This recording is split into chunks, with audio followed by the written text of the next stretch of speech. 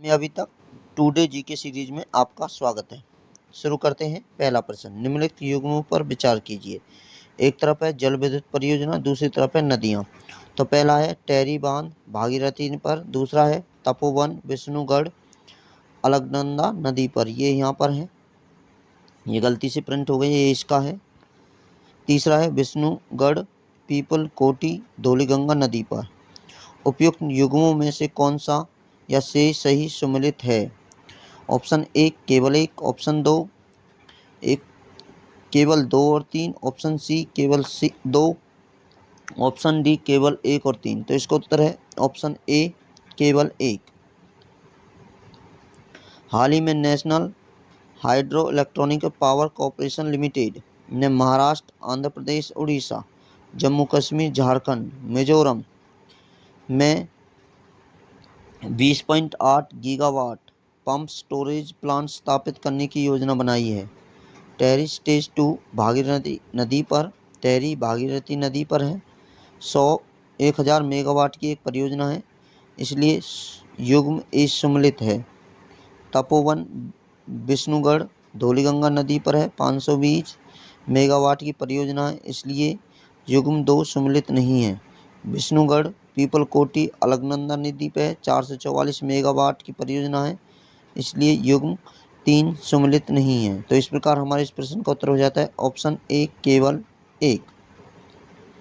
अगला प्रश्न, अल्जाइमर रोग के संदर्भ में निम्नलिखित कथनों पर विचार कीजिए। कथन 1, यह एक मनोवैज्ञानिक विकार है। कथन 2, ट्रोजन पेप्टाइड्स इसके लिए निवारक उपायों में से एक है। उपयुक्त कथनों में से कौन सा या सही है? ऑप्शन ए केवल एक, ऑप्शन बी केवल दो, ऑप्शन सी एक और दो दोनों, ऑप्शन डी न तो एक न ही दो। तो इसका उत्तर है ऑप्शन बी केवल दो। अल्जाइमर रोग एक न्यूरोलॉजिकल विकार है, इसलिए कथन एक सही नहीं है। यह मस्तिष्क की कोशिकाओं को खराब कर देता है, जिससे स्मृति हानि अन्य संबंधित समस्या होती हैं।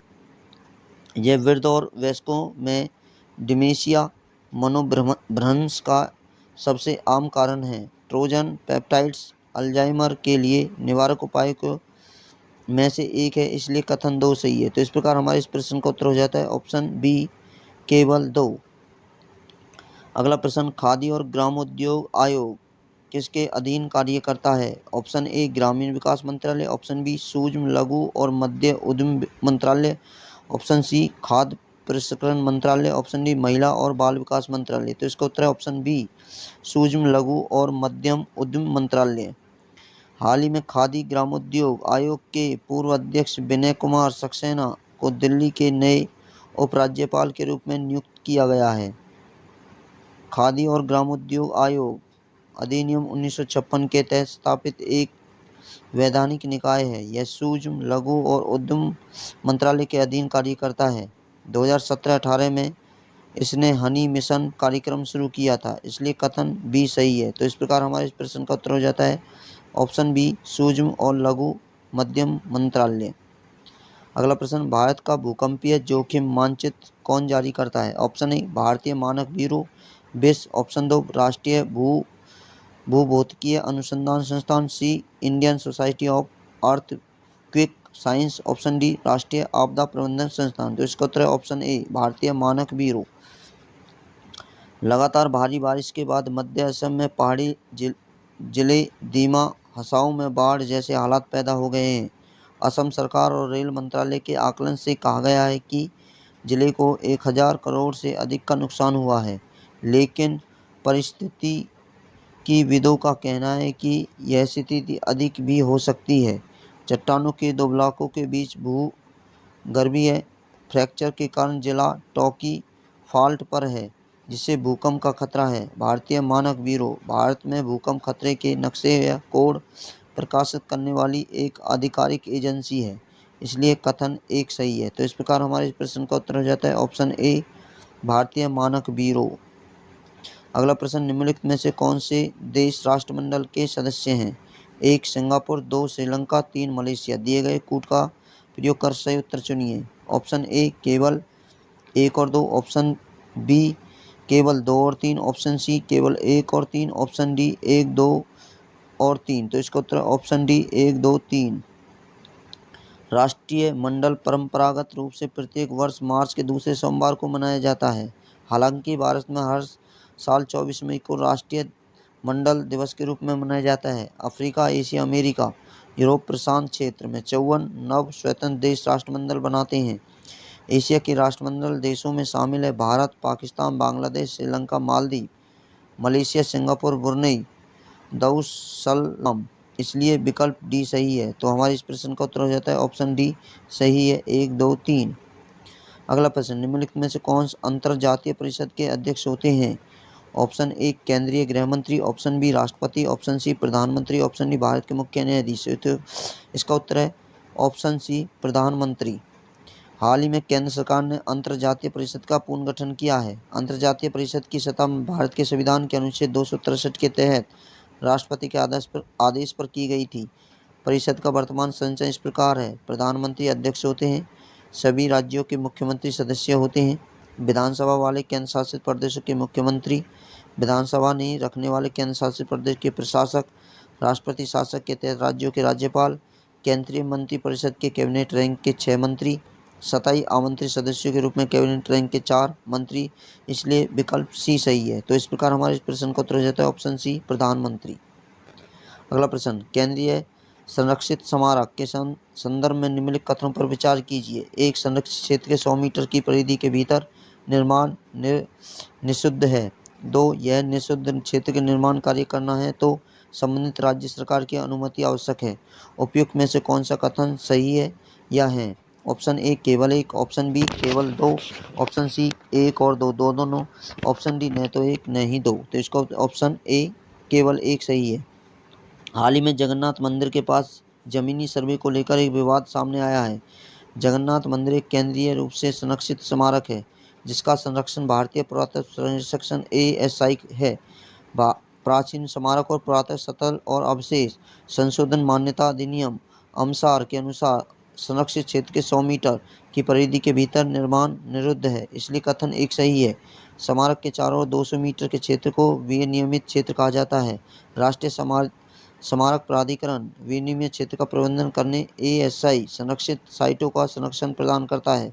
यदि निर्माण विनिर्मित या निषिद्ध क्षेत्र में किया जाता है तो NMA से अनुमति आवश्यक है। इसलिए कथन 2 सही है। तो इस प्रकार हमारे प्रश्न का उत्तर हो जाता है ऑप्शन ए केवल 1 सही है। अगला प्रश्न, भंडारण लाभ के संबंध में निम्नलिखित कथनों पर विचार कीजिए। 1, यह नमी के अवशोषण के कारण भंडारण के दौरान कुछ वजन बढ़ाने को अनाज की एक प्रवृत्ति है। 2, इसमें अनाज की बाहरी परत भी ही ज़्यादातर नमी सोखती है। उपयुक्त में से कौन सा या से कथन सही है? ऑप्शन ए केवल 1, ऑप्शन बी केवल 2, ऑप्शन सी 1 और 2 दोनों, ऑप्शन डी न तो 1 न ही 2। तो इसका उत्तर है ऑप्शन ए केवल 1। हाल ही में पंजाब की राज्य खरीद एजेंसी द्वारा भंडारण लाभ की छूट की मांग की जा रही है। गेहूं जिसे जीवित अनाज कहा जाता है भंडारण के दौरान कुछ वजन हासिल कर लेता है जिसे भंडारण लाभ के रूप में जाना जाता है। इसलिए कथन एक सही है। यह ज़्यादातर नमी के अवशोषण के कारण होता है। अनाज के 3 भाग होते हैं, चौकर फाइबर के भरपूर बाहरी परत, पूर्ण पोषक तत्वों से भरपूर भीतरी परत, एंडोसल्फान जिसे खनिज और विटामिन होते हैं। इसमें ज़्यादातर नमी एंडोसल्फान द्वारा अवशोषित की जाती है। इसलिए कथन 2 सही है। तो इस प्रकार हमारे प्रश्न का उत्तर हो जाता है ऑप्शन ए केवल 1 सही है। अगला प्रश्न, निम्नलिखित में से कौन सी रिपोर्ट सूचकांक विश्व आर्थिक मंच द्वारा प्रकाशित नहीं होती? ऑप्शन ए वैश्विक जोखिम report, option B global gender gap report, option C वैश्विक प्रतिस्पर्धा रिपोर्ट, ऑप्शन डी वैश्विक वित्तीय स्थिरता रिपोर्ट। इसका उत्तर है ऑप्शन डी वैश्विक वित्तीय स्थिरता रोग।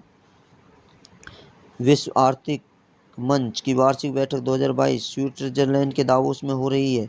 इस वर्ष की थीम है वर्किंग टुगेदर स्टोरिंग ट्रस्ट है। विश्व आर्थिक मंच द्वारा प्रकाशित रिपोर्ट है वैश्विक जोखिम report, global gender gap report, वैश्विक प्रतिस्पर्धात्मकता रिपोर्ट आदि। वैश्विक वित्तीय स्थिरता रिपोर्ट अंतर्राष्ट्रीय मुद्रा कोष द्वारा प्रकाशित की जाती है। इसलिए विकल्प डी सही है। आपको बता दें कि वैश्विक प्रतिस्पर्धात्मक सूचकांक विश्व बैंक द्वारा जारी किया जाता है। तो इस प्रकार हमारे इस प्रश्न का उत्तर हो जाता है ऑप्शन डी वैश्विक वित्तीय स्थिरता रिपोर्ट।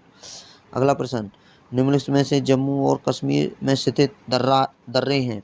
1, जोजिला दर्रा, 2, बनिहाल दर्रा, 3, बारालाचा दर्रा, 4, खारदुंग दर्रा। दिए गए कूटों में सही उत्तर चुनिए। ऑप्शन ए केवल 1 और 2, ऑप्शन बी केवल 2, ऑप्शन सी केवल 2 और 3, ऑप्शन डी 1, 2, 3, 4। तो इसका उत्तर है ऑप्शन बी केवल 2। हाल ही में जम्मू कश्मीर के रामबन जिले में खूनी नाला में सुरंग ढहने के मामले में 3 स्वतंत्र प्रख्यात विशेषज्ञों की एक समिति का गठन किया गया है। रामबन बनिहाल खंड के डिगडोले और खूनी नाला के बीच खंड के नाजुक भूवैज्ञानिक स्थिति के कारण बार बार भूस्खलन का खतरा रहता है। केंद्र शासित प्रदेश जम्मू कश्मीर में पीर पंजाल रेंज में बनिहाल दर्रा स्थित है, जबकि जोजिला बारालाचाला दारदुंगला दर्रा केंद्र शासित प्रदेश लद्दाख में स्थित है। इसलिए विकल्प भी सही है। तो इस प्रकार हमारे इस प्रश्न का उत्तर हो जाता है केवल 2, बनिहाल दर्रा। अगला प्रश्न, आयुष्मान भारत डिजिटल मिशन के संबंध में निम्नलिखित कथनों पर विचार कीजिए। कथन 1, इसे सितंबर 2021 में लॉन्च किया गया था। कथन 2, राष्ट्रीय स्वास्थ्य प्राधिकरण इस मिशन के लिए का एजेंसी है। उपयुक्त में से कौन से कथन सही है? ऑप्शन ए केवल 1, ऑप्शन बी केवल 2, ऑप्शन सी 1 और 2 दोनों, ऑप्शन डी न तो 1 न ही 2। तो इसका उत्तर है ऑप्शन सी 1 और 2 दोनों। हाल ही में राष्ट्रीय स्वास्थ्य प्राधिकरण के आयुष्मान भारत डिजिटल मिशन योजना के तहत एक आयुष्मान भारत स्वास्थ्य खाता मोबाइल एप्लीकेशन लॉन्च की गई है। आयुष्मान भारत डिजिटल मिशन 27 सितंबर 2021 को लॉन्च किया गया था। इसलिए कथन 1 सही है। सार्वभौमिक स्वास्थ्य कवरेज के दृष्टिकोण को प्राप्त करने के लिए राष्ट्रीय स्वास्थ्य नीति 2017 द्वारा इसकी सिफारिश की गई थी। स्वास्थ्य और परिवार कल्याण मंत्रालय के तहत राष्ट्रीय स्वास्थ्य प्राधिकरण कार्यान्वयनी एजेंसी है, इसलिए कथन 2 सही है। तो इस प्रकार हमारे प्रश्न का उत्तर हो जाता है ऑप्शन सी 1 और 2 दोनों सही हैं।